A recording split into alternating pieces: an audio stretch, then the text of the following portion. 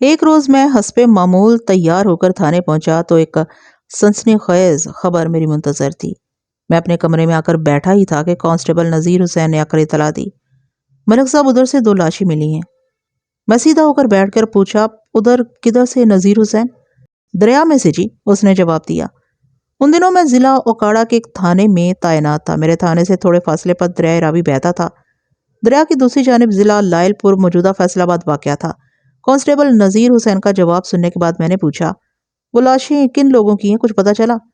نہیں جی، کانسٹیبل نے نفی میں گردن ہلائی۔ ابھی تھوڑی دیر پہلے ہی ایک بندے نے تھانے آ کر لاشوں کے بارے میں بتایا۔ لاشیں ایک لڑکے اور لڑکی کی ہیں، یہ تو وہاں جا کر ہی پتہ چلے گا کہ کون ہے۔ ٹھیک ہے، تو پھر جائے وقوع پر جانے کی تیاری کرو، ہم ابھی نکل رہے ہیں۔ اوکے ملک صاحب۔ نذیر حسین نے مجھے سیلیوٹ کیا اور کمرے سے باہر نکل گیا۔ اس تھانے میں میری تعیناتی کو زیادہ عرصہ نہیں ہوا تھا، لیکن مجھے ایک روز بھی فارغ بیٹھنے کو نہیں ملا تھا۔ میں نے سن رکھا تھا کہ وسطی پنجاب میں شیخو پورہ اور اوکاڑا میں جرائم کا تناسب دوسرے اضلاع کے مقابلے میں زیادہ ہے۔ میں نے جو سنا تھا اس کے ثبوت قدم قدم پر دیکھنے کو مل رہے تھے۔ اگرچہ میں راوی کے کنارے پر واقع اوکاڑا کے ایک دور دراز قصبے موزہ سعید نگر کے تھانے کا انچارج تھا، لیکن وہ بات کہ چاول کا ایک دانہ پوری دیگ کی کیفیت سے آگاہ کر دیتا ہے، میں بھی بہت کم عرصے میں اس حقیقت کو تسلیم کر چکا تھا کہ اوکاڑا ہی ہے جناب۔ تھوڑی دیر کے بعد کانسٹیبل نذیر حسین کے ہمراہ جائے وقوع پر پہنچ گیا۔ وقوع دریائے راوی کا کنارہ تھا اور سعید نگر سے اس کا فاصلہ بمشکل 200 گز رہا ہوگا۔ وہ سردیوں کا موسم تھا، جنوری کا مہینہ تھا۔ تاریخ مجھے یاد نہیں، لہٰذا واقعات کو ترتیب میں رکھنے کے لیے ہم 8 جنوری فرض کر لیتے ہیں۔ دسمبر اور جنوری 2 ہی ایسے مہینے ہیں جن میں دریا سکڑ اور سمٹ جاتے ہیں۔ راوی کا بھی یہی حال تھا۔ دریا کے کنارے خشک پڑے تھے اور عین قلب میں کسی چھوٹی نہر کے مانند دریائے راوی اپنی موجودگی کا بھرم قائم رکھے ہوئے تھا۔ دریا کے کنارے پر نصف درجن افراد بھی جمع دکھائی دیے۔ مجھے یہ سمجھنے میں دیر نہ لگی کہ مذکورہ لاشیں اسی مقام پر پڑی ہوں گی۔ میں موقع پر پہنچ گیا۔ 2 باوردی پولیس والوں کو دیکھ کر لوگ ادھر ادھر ہو گئے۔ میں آگے بڑھا اور بغور لاشوں کا جائزہ لینے لگا۔ واقعی وہ ایک جوان مرد اور جوان لڑکی کی لاشیں تھیں جو بڑے بے ڈھنگے انداز میں ایک دوسرے کے اوپر پھینک دی گئی تھیں۔ لڑکی کی عمر 18 سال کے قریب رہی ہوگی اور جوان لڑکا 24-25 سال کے آس پاس تھا۔ ان کی لاشیں خون میں لت پت تھیں اور یہ خون انہی کے جسموں سے خارج ہوا تھا۔ میرے محتاط اندازے کے مطابق انہیں کسی تیز دھار آلے کے پے در پہ وار کر کے موت کے گھاٹ اتارا گیا تھا۔ دونوں کے ہاتھوں، بازوؤں اور سروں پر متعدد کاری بار بڑے واضح دکھائی دے رہے تھے۔ اغلب امکان یہی تھا کہ قاتل نے کسی کلہاڑی وغیرہ کی مدد سے انہیں زندگی ایسی نعمت سے محروم کر دیا تھا۔ موسم کی خنکی کے باعث ان کے جسموں سے خارج ہونے والا خون پپڑیوں کی صورت جم گیا تھا۔ ان کے چہرے اس انداز میں خون ہو رہے تھے کہ پہچاننا مشکل ثابت ہو رہا تھا۔ وہ ایک دلدوز اور رونگٹے کھڑے کر دینے والا منظر تھا۔ میں نے دونوں لاشوں کو الٹ پلٹ کر بغور ان کا جائزہ لیا اور وہاں موجود لوگوں کی طرف دیکھتے ہوئے سوال کیا، آپ میں سے کوئی ان کو جانتا ہے؟ ایک آدمی نے لڑکی کی لاش کی جانب اشارہ کرتے ہوئے بتایا، یہ تو نرگس ہے جی، صدیق مستری کی لڑکی۔ کیا صدیق مستری اسی گاؤں کا رہنے والا ہے؟ میں نے پوچھا۔ جی ہاں، اسی شخص نے جواب دیا، اور یہ لڑکا تو نور بی بی کا بیٹا لگتا ہے۔ ایک دوسرا شخص سوچ میں ڈوبے ہوئے لہجے میں بولا، اس کا نام اکرم ہے۔ کیا مقتول اکرم کا تعلق بھی اسی گاؤں سے ہے؟ میں نے اس شخص کی آنکھوں میں دیکھتے ہوئے سوال کیا۔ اس نے اس بات میں جواب دیا۔ میں نے چاروں جانب نگاہ دوڑانے کے بعد باری باری سب کے چہروں کو دیکھتے ہوئے استفسار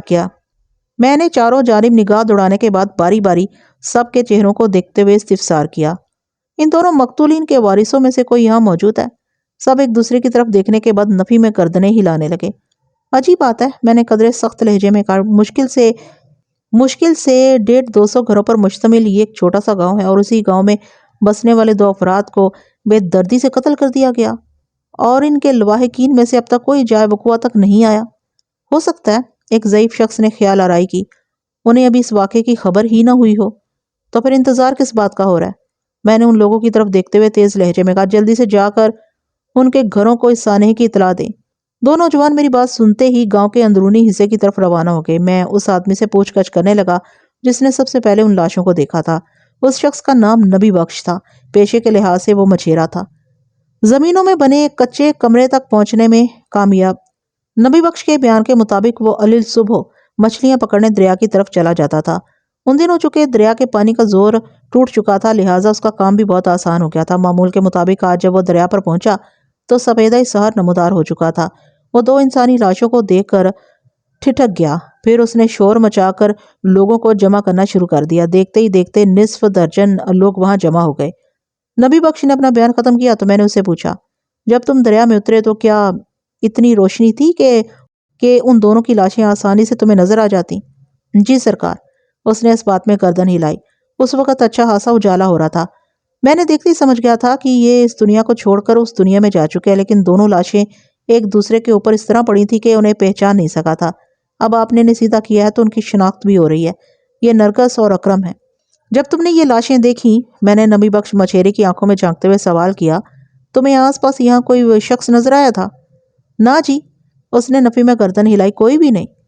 یہ سوال میں نے اس بنا پر کیا تھا کہ ممکن ہے مقتولین کی لاشوں کو علیل صبح دریا کے اس حصے میں لا کر پھینکا گیا ہو، کیونکہ جائے وقوع کا ماہرانہ جائزہ لینے کے بعد میں اس نتیجے پر پہنچا تھا کہ اکرم اور نرگس کو اس جگہ پر موت کے گھاٹ نہیں اتارا گیا تھا، قتل کا کوئی اور مقام تھا۔ ایسی صورت میں وہاں لاشیں پھینکنے والوں کا ماہی گیر نبی بخش کی نظر میں آ جانا لازمی امر تھا، لیکن اس کے جواب سے کوئی بھی اہم نقطہ ہاتھ نہیں لگ رہا تھا۔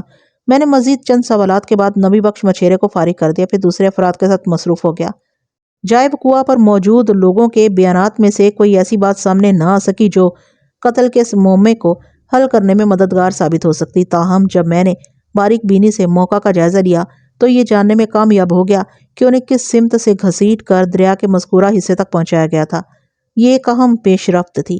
میں نے دریائی زمین کو بڑی توجہ سے کھوجا اور تھوڑی دیر کے بعد دریا کے کنارے زمینوں میں بنے ایک کچے کمرے تک پہنچنے میں کامیاب ہو گیا۔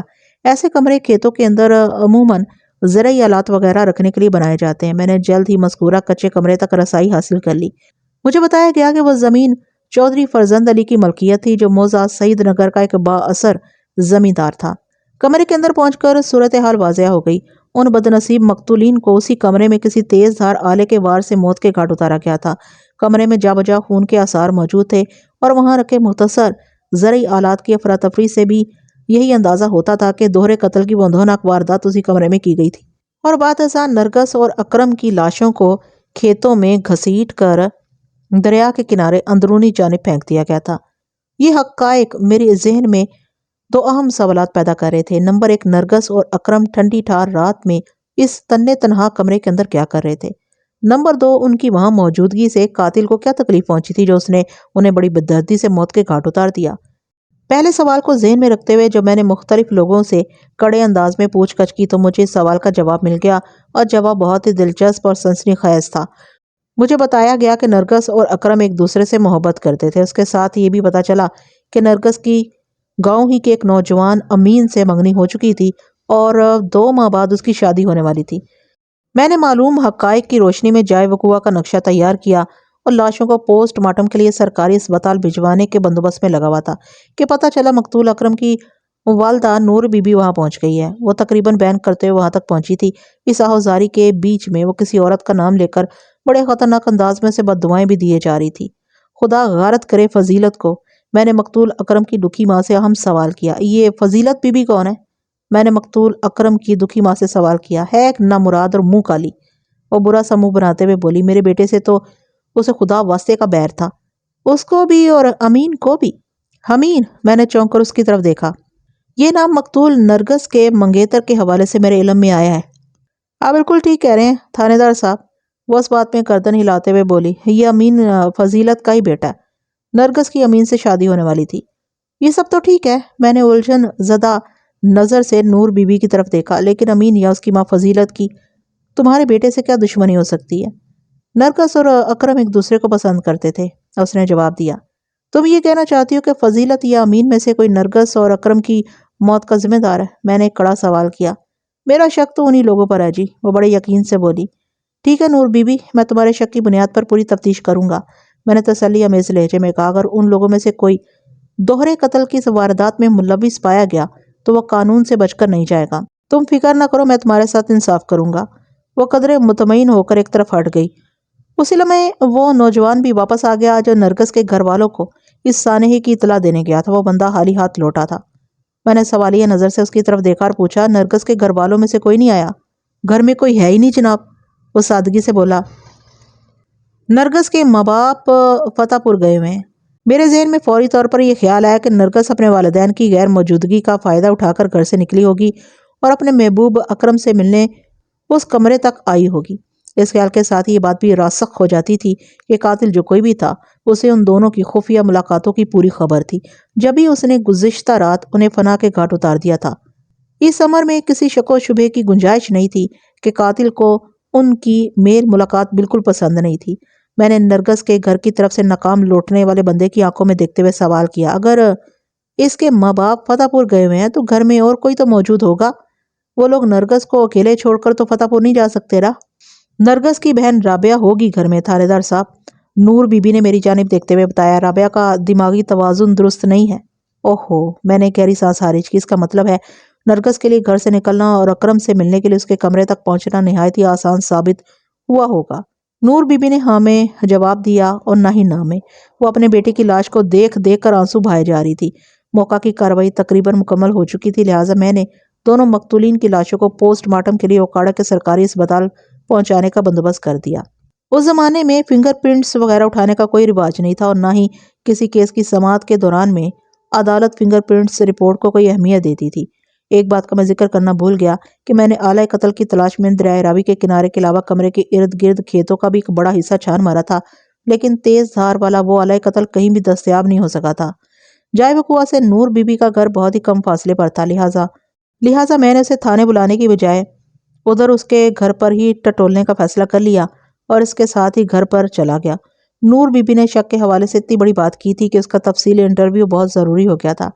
نور بی بی کا گھر دیہاتی طرز کا ایک خامسہ مکان تھا جو 2 کمروں اور ایک کشادہ صحن پر مشتمل تھا۔ نور بی بی نے مجھے صحن میں حرارت بخش دھوپ میں بٹھایا تو میں نے سوالات کا سلسلہ شروع کر دیا۔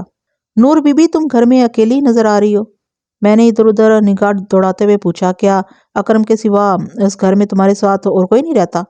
اس نے ایک بوجھل سانس خارج کرنے کے بعد بتایا، اکرم کا باپ تو بہت پہلے فوت ہو گیا تھا، بس میرے 2 ہی بیٹے تھے، اکرم اور ولایت۔ اکرم کی لاش ابھی میں دیکھ کر آ رہی ہوں، اور ولایت؟ میں نے سوالیہ نظر سے اس کی طرف دیکھا۔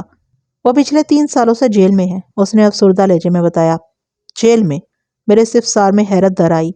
وہ کس جرم کی سزا پا کر جیل میں سڑ رہا ہے؟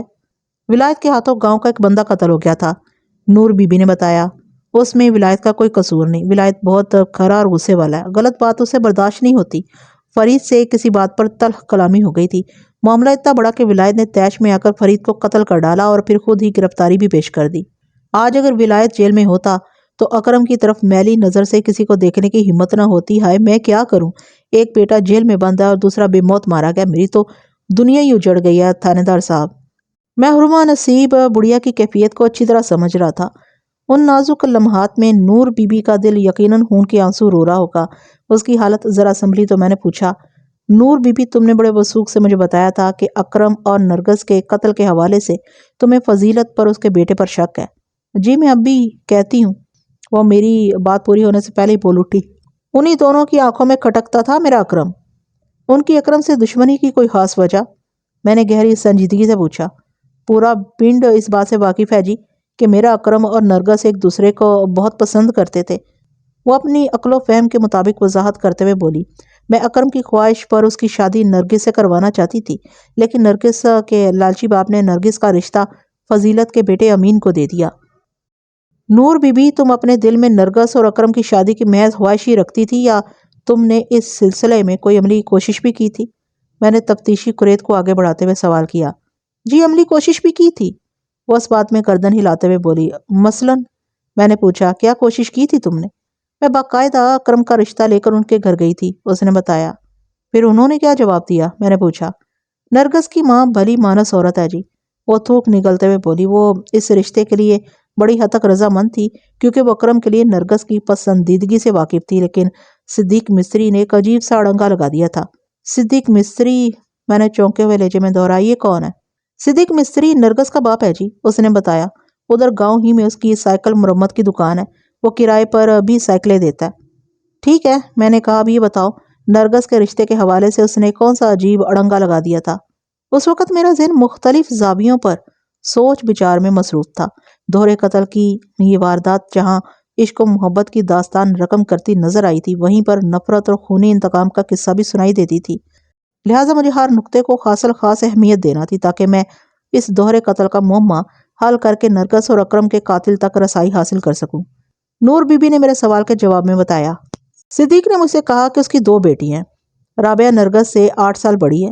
اگر اس نے پہلے نرگس کا رشتہ دے دیا تو پھر رابعہ کی شادی میں بہت مشکلات پیش آئیں گی، لہٰذا وہ اکرم کے لیے رابعہ کا رشتہ دینے کو تیار ہے۔ اس نے لمحاتی توقف کر کے گہری سانس لی، پھر اضافہ کرتے ہوئے بولی، پورا پنڈ اس حقیقت سے واقف ہے جی کہ رابعہ کا دماغی توازن ٹھیک نہیں۔ کوئی پاگل بھی اسے شادی کرنے کو تیار نہیں ہوگا۔ بیوقوف سے بیوقوف بندہ بھی یہ بات سمجھ سکتا ہے کہ صدیق مستری نے نرگس کے رشتے سے انکار کے لیے رابعہ کی شرط لگائی تھی۔ پھر اس نے ایک اور گھٹیا بات بھی کی۔ کون سی گھٹیا بات؟ میں پوچھے بنا نہ رہ سکا۔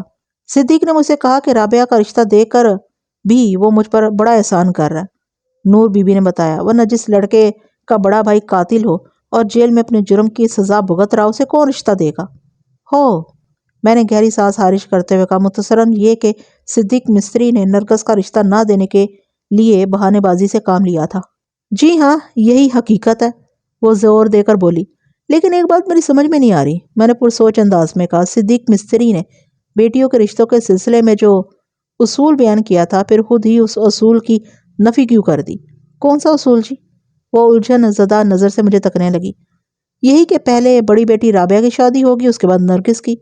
میں نے وضاحت کرتے ہوئے بتایا، نرگس کی امین کے ساتھ منگنی تو اس کے اصول کے خلاف ہے نا۔ لوگ اپنے مفاد کے لیے سارے اصول اور قاعدے بدل لیتے ہیں جی۔ وہ کسی فلسفی کے مانند آنکھیں سکیڑ کر بولی، میں نے آپ کو بتایا نا، صدیق مستری لالچی اور خریص انسان ہے۔ اچھا، میں نے ٹھوس انداز میں کہا، نرگس کی شادی امین کے ساتھ کرنے میں اس کی کون سی ہرس اور لالچ چھپی ہوئی تھی؟ امین کا باپ ایک خوشحال زمیندار ہے جی، اور ہم ٹھہرے غریب مسکین لوگ۔ مجھے پتا چلا ہے کہ اس رشتے کی مد میں صدیق مستری نے لڑکے کے باپ مراد علی سے پورے 2000 روپے وصول کیے ہیں۔ اوہو، میں گہری سانس لے کر رہ گیا۔ 2000 روپے آج کل بے شک ایک معمولی سی رقم ہے، لیکن اس زمانے میں جب کا یہ واقعہ رقم کیا جا رہا ہے، 2000 روپے بڑی اہمیت کے حامل تھے۔ ان دنوں اوسط گھرانے کا مہینے بھر کا راشن لگ بھگ 30 روپے کا آ جاتا تھا۔ تنخواہ دار طبقے کی ماہانہ آمدنی 40 سے 60 روپے تک ہوتی تھی۔ چاندی 10 روپے اور سونا 80-90 روپے فی تولہ ہوا کرتا تھا۔ نور بی بی، اگر تمہاری تمام باتوں کو میں درست تسلیم بھی کر لوں، پھر بھی ایک بات میرے ذہن کو الجھا رہی ہے، میں نے گہری سنجیدگی سے کہا۔ کون سی بات جی؟ وہ سوالیہ نظر سے مجھے تکتے ہوئے بولی۔ یہی کہ اکرم اور نرگس کے قتل میں فضیلت یا امین کا ہاتھ ہو سکتا ہے۔ میں نے 2 ٹوک انداز میں کہا، تم نے انہی 2 افراد پر اپنے شک کا اظہار کیا ہے نا؟ جی بالکل، وہ بڑے وثوق سے بولی۔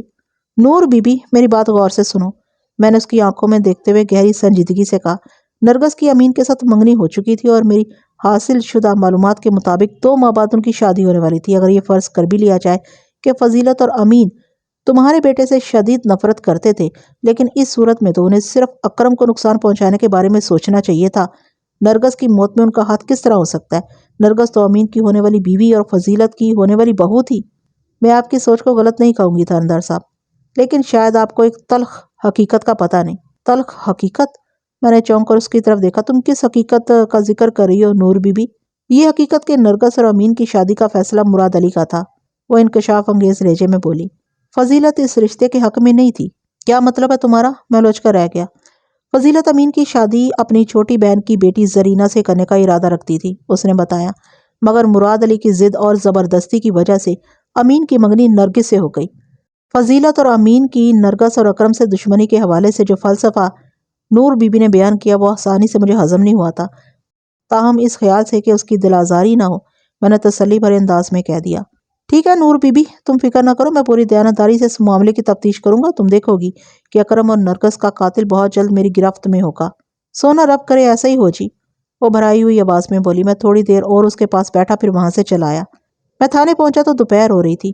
اس وقت تک دوہرے قتل کی واردات کی خبر پورے گاؤں کو ہو چکی تھی۔ میں جیسے ہی اپنے کمرے میں آ کر بیٹھا، ایک لہیم و شہیم شخص مجھ سے ملنے آ گیا۔ اس کی عمر 50 اور 55 کے درمیان رہی ہوگی۔ وہ ہاتھ پاؤں کا مضبوط، ایک سنجیدہ طبع آدمی تھا۔ وہ میرے سامنے آن کر بیٹھا اور اپنا تعارف کرواتے ہوئے بولا، تھانے دار صاحب، میرا نام مراد علی ہے۔ نرگس کی شادی میرے بیٹے امین سے ہونے والی تھی۔ اوہو، تو آپ یہ مراد علی؟ میں نے گہری سنجیدگی سے کہا، آپ کا ذکر تو صبح سے سن رہا ہوں، آپ مل بھی لیا؟ وہ گہری سنجیدگی سے بولا، تھانے دار صاحب، میرا ذکر اچھے الفاظ میں ہو رہا تھا یا برے میں؟ جو حقیقت تھی وہ میں نے بیان کر دی۔ اس نے کہا، جناب، نرگس تو 2 ماہ کے بعد بہو بن کر میرے گھر آنے والی تھی۔ یہ اچانک کون سی قیامت ٹوٹ پڑی ہم پر؟ آپ بالکل ٹھیک کہہ رہے ہیں، میں نے اس بات میں گردن ہلائی۔ یہ واقعہ قیامت سے کم نہیں، تینوں گھروں کے لیے۔ تینوں گھروں؟ اس نے چونک کر میری طرف دیکھا۔ دو گھر تو سمجھ میں آ رہے ہیں، تیسرا کون سا ہے؟ جو دو گھر آپ کی سمجھ میں آ رہے ہیں وہ کون سے ہیں؟ میں نے مراد علی کی بات کا جواب دینے کی بجائے الٹا اس سے سوال کر دیا۔ ایک گھر تو ہے صدیق مستری کا، جہاں سے نرگس کی رخصتی ہونا تھی، وہ گھمبیر انداز میں بولا۔ دوسرا گھر ہے میرا، جہاں نرگس کو بہو بن کر آنا تھا۔ اور تیسرا گھر، میں نے اسی کے انداز میں کہا، نور بی بی کا، جس کا جوان جان بیٹا نرگس کے ساتھ موت کے گھاٹ اتار دیا گیا۔ مراد علی نے گہری سانس خارج کی، پھر برا سا منہ بناتے ہوئے بولا، یہ ٹھیک ہے کہ نور بی بی کے گھر میں صفے ماتم بچھ گئی ہے، لیکن میں سمجھتا ہوں اس واقعے کے پیچھے ہاتھ بھی اسی کا ہے۔ نور بی بی نے بڑے واشگاف الفاظ میں دوہرے قتل کی لرزہ خیز واردات کے لیے امین اور اس کی ماں فضیلت کو قصوروار ٹھہرایا تھا، اور مراد علی نور بی بی کا قصور گنوا رہا تھا۔ میں اسے پوچھے بنا نہ رہ سکا، مراد علی، اس واقعے کے پیچھے نور بی بی کا ہاتھ کیسے ہو سکتا ہے؟ دیکھیں جی، وہ قدرے آگے کو جھکتے ہوئے بولا، پورے گاؤں کو اس حقیقت کی خبر تھی کہ نرگس اور نور بی بی کے بیٹے اکرم میں پسندیدگی کا تعلق تھا۔ یہ بات میں بھی جانتا تھا۔ اس کے باوجود بھی میں نے اپنے بیٹے کی نرگس کے ساتھ منگنی کر دی، اور 2 ماہ بعد ان کی شادی ہونے والی تھی۔ نور بی بی اس واقعے کی ذمہ دار اس طرح ہے کہ جب نرگس کی امین کے ساتھ باقاعدہ منگنی ہو گئی اور عنقریب ان کی شادی بھی ہونے والی تھی، تو پھر نور بی بی کو چاہیے تھا کہ وہ اپنے بیٹے کو سمجھائے، اسے نرگس سے میل جول کے لیے روکے۔ اگر اس میں ذرا سی بھی انسانیت ہوتی تو سختی سے اکرم کو منع کر دیتی۔ میں سمجھتا ہوں کہ نور بی بی کی مجرمانہ غفلت اور ڈھیل نے اکرم کو حوصلہ دیا، اور اس نے نرگس سے ملنا جلنا جاری رکھا، اور پچھلی رات وہ دونوں بڑے دردناک انداز میں قتل کر دیے گئے۔ میں ان کی لاشیں تو نہیں دیکھ سکا، مگر دیکھنے والوں نے جو کچھ بتایا وہ رونگٹے کھڑے کر دینے کے لیے کافی ہے۔ عجیب بات ہے مراد علی، میں نے اس کی آنکھوں میں دیکھتے ہوئے کہا، آپ اس سانحے کے لیے نور بی بی کو قصوروار ٹھہرا رہے ہیں، اور نور بی بی نے آپ لوگوں کے خلاف بیان دیا ہے۔ ہمارے خلاف؟ وہ تقریباً اچھل پڑا۔ کیا کہتی ہے وہ؟ اس نے دوہرے قتل کی واردات کے لیے امین و فضیلت پر شک ظاہر کیا ہے۔ میں نے نور بی بی کا موقف بیان کر دیا۔ اس کا دماغ خراب ہو گیا، وہ برہمی سے بولا۔ امین اپنی ہونے والی بیوی کو کیوں قتل کرے گا؟ اور فضیلت وہ قتل کی کسی واردات میں کیسے ملوث ہو سکتی ہے؟ کتنی فضول بات کی ہے اس نے۔ بات فضول ہے یا کارآمد؟ نور بی بی اپنے بیان پر بڑی مضبوطی سے ڈٹی ہوئی ہے۔ میں نے ٹھوس لہجے میں کہا۔ اس کے مطابق فضیلت نرگس کو بالکل پسند نہیں کرتی تھی۔ وہ امین کی شادی اپنی چھوٹی بہن خالدہ کی بیٹی کے ساتھ کرنا چاہتی تھی۔ امین بھی خالدہ کی بیٹی زرینہ کو پسند کرتا تھا۔ فضیلت، امین نرگس کے رشتے کے لیے بالکل تیار نہیں تھے۔ یہ سب کچھ آپ کی زبردستی کی وجہ سے ہوا تھا، اور میرے سننے میں یہ بھی آیا ہے کہ صدیق مستری ایک حریص اور لالچی انسان ہے۔ بیٹی کے رشتے کے عوض اس نے آپ سے 2000 روپے بھی وصول کیے تھے۔ یہ بات بھی آپ کو نور بی بی نے بتائی ہوگی؟ وہ سوالیہ نظروں سے مجھے دیکھنے لگا۔ میں نے اس بات میں گردن ہلاتے ہوئے جواب دیا، ہاں، اس بات میں کسی شک و شبے کی گنجائش نہیں کہ میں نے صدیق مستری کو 2000 روپے دیے تھے۔ وہ ٹھہرے ہوئے لہجے میں بولا، لیکن نور بی بی کے اس بیان میں کوئی حقیقت نہیں کہ صدیق مستری لالچی یا حریص انسان ہے۔ وہ رقم میں نے خود اپنی مرضی سے زبردستی اسے دی تھی۔ میں جانتا ہوں صدیق کی مالی حالت زیادہ اچھی نہیں، میرے پاس اللہ کا دیا سب کچھ ہے۔ میں جانتا تھا صدیق اپنی بیٹی کو ٹھیک ٹھاک انداز میں رخصت کرے۔ اگر اللہ نے مجھے صدیق کا کچھ بوجھ اٹھانے کی توفیق دے رکھی ہے تو میرے اس فعل میں برائی کا کون سا پہلو نکل آتا ہے؟ آپ نے جو کچھ کیا اس میں کوئی برائی نہیں، میں نے صاف گوئی کا مظاہرہ کرتے ہوئے کہا۔ اور جہاں تک فضیلت اور امین کی بات ہے، وہ اپنے بیان کو مکمل کرتے ہوئے بولا، یہ درست ہے کہ فضیلت زرینہ کو بہو بنا کر اپنے گھر لانا چاہتی تھی، اور امین بھی زرینہ میں دلچسپی لیتا تھا، لیکن میں اس رشتے کے لیے بالکل تیار نہیں تھا۔ اس گڑبڑ کی کوئی خاص وجہ؟ میں پوچھے بنا نہ رہ سکا۔ میں زیادہ تفصیل میں نہیں جاؤں گا تھانے دار صاحب، وہ گہری سنجیدگی سے بولا۔ میں اپنی سالی خالدہ اور اس کے گھر کے ماحول سے اچھی طرح واقف ہوں، لہٰذا میں کسی بھی قیمت پر اپنے بیٹے کا رشتہ اس گھر میں کر ہی نہیں سکتا تھا۔ ٹھیک ہے، میں سلسلے میں آپ کو کریدنے کی کوشش بھی نہیں کروں گا، میں نے معتدل انداز میں کہا، لیکن آپ یہ تو بتا سکتے ہیں نرگس اور اکرم کے قتل میں کس کا ہاتھ ہو سکتا ہے؟ نہیں جناب، اس نے بڑی سنجیدگی سے نفی میں گردن ہلائی۔ میں کسی پر الزام تراشی کر کے خود کو گنہگار نہیں کر سکتا۔ وہ اس حد تک کہ اگر نور بی بی نے اپنے بیٹے اکرم کو سمجھایا ہوتا تو وہ نرگس سے میل ملاقات ختم کر دیتا۔ وہ وضاحت کرتے ہوئے بولا، نرگس اور اکرم اپنے بیچ کا تعلق توڑ دیتے تو وہ پچھلی رات اتنی بے دردی سے قتل نہ کر دیے جاتے۔ میں سمجھتا ہوں اس معاملے میں اکرم سے زیادہ نرگس کا قصور ہے، میں نے کہا۔ اس کی آپ کے بیٹے کے ساتھ منگنی ہو چکی تھی، لہٰذا اسے بہت زیادہ محتاط رہنے کی ضرورت تھی۔ اس کی معمولی سی لرزش اس نوزائیدہ رشتے کا خاتمہ کر سکتی تھی۔ میں آپ کے خیالات کی تردید نہیں کروں گا تھانے دار صاحب، وہ گہری سنجیدگی سے بولا۔ غلطی دونوں طرف سے ہوئی ہے، غلطی ہو چکی، اور اس غلطی کے نتیجے میں 2 انسانی جانیں ضائع ہو گئیں۔ میں نے ایک ایک لفظ پر زور دیتے ہوئے کہا، ہلاک ہونے والوں کو تو کسی بھی صورت واپس نہیں لایا جا سکتا، تاہم میری اولین کوشش ہوگی کہ جلد از جلد نرگس اور اکرم کے قاتل کو گرفتار کر کے قانون کے مطابق سزا دلوا سکوں۔ آپ اس سلسلے میں میری کیا مدد کر سکتے ہیں؟ آپ جو بھی حکم کریں، میں تیار ہوں، وہ اٹل لہجے میں بولا۔ یہ تو آپ نے واضح کر دیا کہ کسی پر الزام لگا کر خود کو گنہگار نہیں کرنا چاہتے، میں نے ٹھہرے ہوئے انداز میں کہا، لیکن دوہرے قتل کی اس واردات کے بارے میں اپنے خیالات کا اظہار تو کر سکتے ہیں۔ یہ کسی دوست کا کارنامہ تو نہیں ہو سکتا نا؟ آپ نے ٹھیک کہا، یہ کسی دوست کی نہیں بلکہ دشمن کی کارروائی ہو سکتی ہے، وہ پرسوچ انداز میں بولا۔ میرا ذہن کسی پرانی دشمنی کی جانب اشارہ کر رہا ہے۔ پرانی دشمنی؟ میں نے چونک کر اس کی طرف دیکھا۔ اکرم کا بڑا بھائی ولایت اس وقت جیل میں اپنے کیے کی سزا کاٹ رہا ہے، مراد علی گہری سنجیدگی سے بولا۔ اس کے ہاتھوں 3 سال پہلے فرید نامی ایک بندے کا قتل ہو گیا تھا، ہو سکتا ہے مقتول پارٹی والوں کی طرف سے کسی نے کام دکھا دیا ہو۔ ولایت کی کہانی تو نور بی بی کی زبانی مجھ تک پہنچ چکی ہے، میں نے کہا۔ کیا مقتول فرید کے گھر والے ابھی تک سعید نگر میں رہتے ہیں؟ نہیں جی، مراد نے نفی میں گردن ہلائی۔ اس واقعے کے بعد وہ سعید نگر کو چھوڑ کر کہیں چلے گئے تھے۔ کہاں چلے گئے تھے؟ میں نے تیز لہجے میں پوچھا۔ مراد نے نرگس اور اکرم کے قتل کے حوالے سے جس جانب اشارہ کیا تھا وہ میرے لیے سنسنی خیز اور دلچسپ تھا، لہٰذا میری قرید میں تیزی آ گئی۔ اکرم کے بڑے بھائی ولایت کے ہاتھوں فرید کا قتل ہوا تھا اور ولایت اسی جرم میں جیل میں بند تھا۔ اب ولایت کا چھوٹا بھائی قتل ہو گیا تھا، چنانچہ مقتول فرید کے خاندان کی جانب میرا دھیان جانا لازمی تھا، مراد نے کہا۔ فرید کے قتل کے کچھ عرصہ بعد تک تو وہ کچھ عرصے ادھر سعید نگر ہی میں رہے، پھر مقبول آباد چلے گئے۔ مقبول آباد میں فرید مقتول کے چاچے اور پھوپھیاں پہلے سے آباد ہیں، یوں سمجھے کہ وہ فرید کی ددیال ہے۔ ان کا دادا تو اب زندہ نہیں، مگر زیادہ تر ددیالی اور رشتہ دار ادھر مقبول آباد میں ہی رہتے ہیں۔ مقبول آباد نامی وہ گاؤں قصبہ سعید نگر سے 3 میل کے فاصلے پر تھا، میں نے مراد علی سے پوچھا۔ فرید مقتول کے گھرانے میں کل کتنے افراد تھے؟ یہ کل 4 افراد کا کنبہ تھا جناب، اس نے جواب دیا۔ 2 بھائی فرید اور نور، ان کا باپ یعقوب اور ماں غفور بی بی۔ فرید بڑا بھائی تھا اور اس کے قتل کے بعد گھرانہ 3 افراد تک محدود ہو کر رہ گیا تھا۔ میں نے مقبول آباد میں بسنے والے مقتول فرید کے دیگر رشتہ داروں کے بارے گھما پھرا کر مختلف سوالات کیے۔ مراد علی جس حد تک ان لوگوں کے بارے میں جانتا تھا اس نے مجھے بتا دیا۔ پھر پوچھ گچھ کے سلسلے کو سمیٹتے ہوئے میں نے اس سے پوچھا، مقتول فرید یا اس کے گھر کے کسی فرد کی نرگس یا اس کے گھر والوں سے بھی کسی قسم کی دشمنی تھی؟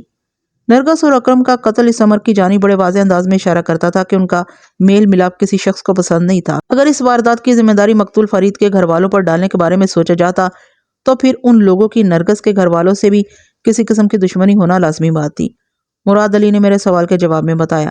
جہاں تک میری معلومات کا تعلق ہے جناب، تو مجھے ہی نہیں یاد پڑتا کہ ان کی نرگس یا صدیق مستری سے کوئی پرخاش رہی ہو، باقی اللہ بہتر جانتا ہے۔ آپ نے بالکل درست کہا، میں نے تائیدی انداز میں گردن ہلائی۔ اللہ سے زیادہ بہتر اور کوئی جان ہی نہیں سکتا۔ یہ بتائیں امین کہاں ہے؟ وہ آپ کے ساتھ کیوں نہیں آیا؟ جناب وہ گھر میں ہوتا تو میرے ساتھ آتا نا، اس بیچارے کو تو کوئی خبر ہی نہیں کہ یہاں سعید نگر میں اس کی ہونے والی بیوی کے ساتھ کیا حالات پیش آ چکے ہیں۔ کیا مطلب ہے آپ کا؟ میں نے چونک کر اس کی طرف دیکھا۔ وہ یہاں نہیں تو پھر کہاں ہے؟ وہ تو کل صبح سے موزہ شاہ کوٹ گیا ہوا جناب، مراد علی نے جواب دیا۔ شاہ کوٹ؟ میں نے اس کے الفاظ دہرائے، یعنی آپ کی ساری خالدہ کے گاؤں؟ جی ہاں، اس نے اس بات میں گردن ہلائی۔ تو اس کا مطلب ہے امین کا اپنی خالہ کی بیٹی زرینہ میں پسندیدگی کا سلسلہ ابھی تک جاری ہے؟ میں نے تیکھے انداز میں سوال کیا۔ ایسی بات نہیں ہے جناب، وہ جلدی سے وضاحت کرتے ہوئے بولا۔ شاہ کوٹ میں کوئی صرف میری سالی ہی کا گھر نہیں ہے، وہاں میرے بھی کئی رشتہ دار ہیں، یوں سمجھے امین کی ددیال وہاں بستی ہے اور امین مہینے میں 1 آدھ چکر وہاں کا لگاتا رہتا ہے۔ ہو تو یہ بات ہے، میں نے گہری سانس خارج کرتے ہوئے کہا۔ تھانے دار صاحب، دوہرے قتل کی اس واردات کے سلسلے میں ابھی تک آپ نے کیا تفتیش کی ہے؟ ابھی تو تفتیش کا آغاز ہوا ہے مراد علی، میں نے گہری سنجیدگی سے کہا۔ مجھے امید ہے میں بہت جلد نرگس اور اکرم کے قاتل تک پہنچ جاؤں گا۔ اللہ کرے ایسا ہی ہو جناب، اس نے خلوص دل سے کہا۔ میں مزید تھوڑی دیر تک مراد علی سے بات چیت کرتا رہا، پھر اسے رخصت کر دیا۔ اس نے جاتے جاتے مجھے یقین دلایا کہ اس واردات کے سلسلے میں جیسے ہی کوئی اہم خبر اس کو ملی وہ سیدھا میرے پاس آئے گا۔ مراد علی سے حاصل ہونے والی معلومات کی روشنی میں امین کی ذات شک کے دائرے سے باہر چلی گئی تھی۔ وہ بندہ اگر کل صبح موزہ شاہ کوٹ گیا تھا اور ابھی تک وہ سعید نگر واپس نہیں لوٹا تھا تو اس کا یہی مطلب تھا کہ قتل کی اس واردات میں اس کا کوئی ہاتھ نہیں تھا۔ میں پہلے بھی اسے اس معاملے میں ملوث نہیں سمجھ رہا تھا، نرگس اور اکرم کی محبت کی کہانی پورے گاؤں کو معلوم تھی۔ اگر امین کے دل میں اکرم کے لیے کوئی دشمنی چھپی ہوتی تو وہ اس سے شادی سے صاف انکار کر سکتا تھا، جبکہ اس کا دل بھی ابھی خالہ زاد زرینہ میں اٹکا ہوا تھا۔ اسی طرح امین کی والدہ فضیلت بھی اس کارروائی سے جڑی دکھائی نہیں دیتی تھی۔ گویا اکرم کی والدہ نور بی بی نے جو دعویٰ کیا تھا اس میں کوئی دم خم نہیں تھا۔ باقی باتیں تو رہیں ایک طرف، البتہ مراد علی نے فرید مقتول کے حوالے سے اس کے خاندان کی طرف جو اشارہ کیا تھا اس میں اچھی خاصی جان تھی۔ اس بات کے امکانات کو نظر انداز نہیں کیا جا سکتا تھا کہ اکرم اور نرگس کے قتل میں ان لوگوں میں سے کسی کا ہاتھ ہو۔ میں نے حوالدار سرفراز احمد کو اپنے پاس بلایا اور موجودہ صورتحال سے آگاہ کرنے کے بعد کہا، سرفراز تمہیں اسی وقت مقبول آباد روانہ ہونا ہے، اپنے ساتھ ایک کانسٹیبل کو بھی لے جاؤ، ٹھیک ہے نا؟ جی ملک صاحب، وہ اس بات میں گردن ہلاتے ہوئے بولا، مجھے وہاں جا کر انور اس کے گھر والوں کے بارے میں معلومات جمع کرنا ہے، انور کی پچھلی رات کی سرگرمیوں کی رپورٹ آپ کو پیش کرنا ہے۔ بالکل، میں یہ چاہتا ہوں۔ میں نے تائیدی انداز میں گردن ہلائی، لیکن یہ کام اتنی احتیاط سے ہونا چاہیے کہ ان لوگوں کو کسی قسم کا شک نہ ہو۔ آپ فکر ہی نہ کریں ملک صاحب، وہ اپنا سینہ ٹھوکتے ہوئے بولا، آپ کو انشاءاللہ مجھ سے کوئی شکایت نہیں ہوگی۔ Very good. میں نے ستائشی نظر سے اس کی طرف دیکھا، پھر چونکتے ہوئے لہجے میں پوچھا، سرفراز ادھر مقبول آباد میں تو تمہارے رشتہ دار بھی رہتے ہیں؟ جی ملک صاحب، اس نے اس بات میں سر ہلایا، میری امی کے کچھ رشتہ دار ادھر رہتے ہیں۔ میں سادہ لباس میں ان سے ملنے ہی جاؤں گا، لیکن در پردہ میں اس مشن پر کام کروں گا جو آپ نے سونپا ہے۔ ہاں، یہی مناسب رہے گا۔ میں نے اس منصوبے کو سراہتے ہوئے کہا، تم اپنے ساتھ جس بھی کانسٹیبل کو لے جانا چاہو لے جا سکتے ہو۔ تمہاری پہلی کوشش تو نہایت ہی احتیاط کے ساتھ انور کی سرگرمیوں کا جائزہ لینا ہے، اور اگر تم محسوس کرو کہ وہ کسی حوالے سے اکرم اور نرگس کے قتل میں ملوث ہے تو تم فوراً اسے گرفتار بھی کر سکتے ہو۔ میری طرف سے تمہیں اس کام کی مکمل اجازت ہے۔ گرفتاری کے لوازمات کے ساتھ ہی مقبول آباد کا رخ کرنا۔ جو آپ کا حکم ملک صاحب، وہ فرما برداری سے بولا۔ میں نے ضروری ہدایت کے ساتھ اسے رخصت کر دیا۔ شام سے تھوڑی دیر پہلے میں نے کانسٹیبل عباس کو اپنے پاس بلایا اور کہا، عباس، آج کی رات تمہیں بڑی کڑی ڈیوٹی دینا ہے۔ آپ حکم کریں ملک صاحب، وہ گہری سنجیدگی سے بولا، ڈیوٹی تو ڈیوٹی ہوتی ہے، کڑی کیا اور نرم کیا جناب۔ عباس، تمہاری یہی باتیں مجھے متاثر کرتی ہیں۔ میں نے تعریفی نگاہ سے اس کی طرف دیکھا۔ تمہارے اندر احساس ذمہ داری کوٹ کوٹ کر بھرا ہوا ہے۔ کاش پولیس ڈپارٹمنٹ سے وابستہ ہر شخص تمہارے ہی انداز میں سوچنے لگے۔ جناب، یہ تو آپ کی محبت اور مہربانی، ورنہ میں تو ایک عام پولیس اہلکار ہوں، وہ سادگی سے بولا۔ عباس، میں نے اس کی آنکھوں میں دیکھتے ہوئے گہری سنجیدگی سے کہا، آج کل شدید سردی کا موسم ہے اور رات میں تو ٹھنڈ قیامت خیز ہو جاتی ہے۔ اسی ٹھنڈی ٹھار رات میں تمہیں کھلے میں ڈیوٹی دینا ہے؟ دوں گا ملک صاحب، وہ بڑے عزم سے بولا۔ آپ حکم کریں، کہاں جانا ہے اور کیا کرنا ہے؟ جانا تو ہے چودھری فرزند علی کے کھیتوں میں نے بدستور سنجیدہ لہجے میں کہا، اس کمرے کے آس پاس جہاں پچھلی رات نرگس اور اکرم محبت کی کہانی رقم کرتے ہوئے قتل کر دیے گئے تھے، وہ کمرہ جہاں چودھری فرزند علی کے کھیتوں میں کام کرنے والے لوگ مختلف زرعی آلات رکھتے ہیں۔ ٹھیک ہے جناب، وہ اس بات میں گردن ہلاتے ہوئے بولا، میں اس کمرے کے ارد گرد موجود رہ کر وہاں کی نگرانی کروں گا، لیکن یہ تو بتائیں، یہ نگرانی کس نوعیت کی ہوگی؟ بہت اچھا سوال ہے۔ دیکھو عباس، میں نے اس کمرے میں جس محنت اور مہارت سے تفتیش کی ہے، اس کی بنا پر میں کہہ سکتا ہوں کہ قاتل جو کوئی بھی ہے وہ آج کی رات ادھر کا ایک آدھ چکر ضرور لگائے گا۔ آلہ قتل کو جائے وقوع کے قریب ہی کہیں پھینکا ہوگا۔ یہ ضروری نہیں کہ وہ کمرے کے اندر داخل ہونے کی کوشش کرے، وہ آس پاس کے علاقے میں بھی نظر آ سکتا ہے۔ جی، میں اچھی طرح سمجھ گیا کہ آپ مجھ سے کیا چاہتے ہیں۔ عباس علی نے اس بات میں گردن ہلاتے ہوئے جواب دیا، بالکل بے فکر ہو جائیں، میں آپ کو مایوس نہیں کروں گا۔ میں نے اسے چند ضروری ہدایات دینے کے بعد استفسار کیا، عباس، مجھے تمہاری صلاحیت پر تو کسی قسم کا کوئی شک و شبہ نہیں ہے، لیکن میں پھر بھی یہ جاننا چاہوں گا کہ تم اس کام کے لیے مورچہ کہاں بناؤ گے؟ میرا مطلب ہے تم کہاں پر بیٹھ کر نگرانی کا کام کرو گے؟ مجھے پتا تھا آپ یہ سوال ضرور کریں گے، وہ چمکتی ہوئی آنکھوں کے ساتھ بولا۔ ملک صاحب، جب آپ نے اس کمرے اور نگرانی کا ذکر کیا تھا تو میرے ذہن نے فوراً فیصلہ کر لیا تھا کہ یہ کام مجھے کس مقام پر بیٹھ کر کرنا ہوگا۔ آپ سنیں گے تو مجھے داد دیں گے۔ میں ضرور سننا چاہوں گا، میں نے دلچسپی لیتے ہوئے کہا، بتاؤ کہاں بیٹھ کر تم جائے وقوع کی نگرانی کرو گے؟ آپ کو اچھی طرح معلوم ہے جناب کہ مذکورہ کمرہ کھیتوں کے آخری کنارے پر واقع ہے، عباس وضاحت کرتے ہوئے بولا، اور اس کمرے سے دریائے راوی چند قدموں کے فاصلے پر واقع ہے۔ آپ نے جب دریا کے اندر پڑی اکرم اور نرگس کی لاشوں کا معائنہ کیا تو یہ بات آپ کے مشاہدے میں ضرور آئی ہوگی کہ دریائے راوی کے کنارے تھوڑے تھوڑے فاصلے پر ٹالی، شیشم اور کیکر کے بلند و بالا درخت لگے ہوئے ہیں۔ اور بس عباس، میں نے ہاتھ کے اشارے سے اسے مزید بولنے سے روک دیا، میں سمجھ گیا، تم انہی میں سے کسی درخت پر بیٹھ کر جائے وقوع کی نگرانی کے بارے میں سوچ رہے ہو۔ درست فرمایا آپ نے، وہ بڑی شدت سے سر کو ثباتی جنبش دیتے ہوئے بولا، کیکر کے درخت پر تو کانٹوں کا خطرہ قدم قدم پر موجود رہتا ہے۔ میں اس کام کے لیے ٹالی کے درخت کا انتخاب کروں گا، اچھی طرح گرم کپڑے پہنوں گا اور ساتھ میں اوڑھنے کے لیے گرم کمبل بھی لے جاؤں گا۔ اللہ اللہ خیر صلاح۔ بہت خوب، میں نے خوش ہوتے ہوئے کہا۔ عباس تمہارا منصوبہ مجھے پسند آیا۔ شکریہ ملک صاحب، وہ ممنونیت بھرے لہجے میں بولا۔ ٹھیک ہے، تم ابھی سے رات والے مشن کی تیاری شروع کر دو، جس چیز کی ضرورت ہو مجھے بتا دینا۔ اوکے ملک صاحب۔ اس نے مجھے سیلیوٹ کیا اور کمرے سے نکل گیا۔ عباس کے جانے کے بعد میں نرگس اور اکرم کے قتل کے بارے میں سوچنے لگا۔ اس بات میں کسی شک و شبے کی گنجائش نہیں ہو سکتی تھی کہ قاتل جو کوئی بھی تھا اسے نرگس کا اکرم کے ساتھ ملنا جلنا سخت ناپسند تھا۔ اس سلسلے میں جو نام ابھی تک میرے سامنے آئے تھے ان میں امین سر فہرست تھا۔ نرگس اس کی منگیتر تھی، ظاہر ہے اکرم کے ساتھ اس کا میل جول امین کو اچھا نہیں لگتا ہوگا، لیکن امین تو گزشتہ رات سعید نگر میں موجود ہی نہیں تھا۔ جائے وقوع سے اس کی غیر موجودگی اس کی بے گناہی کو ثابت کرتی تھی۔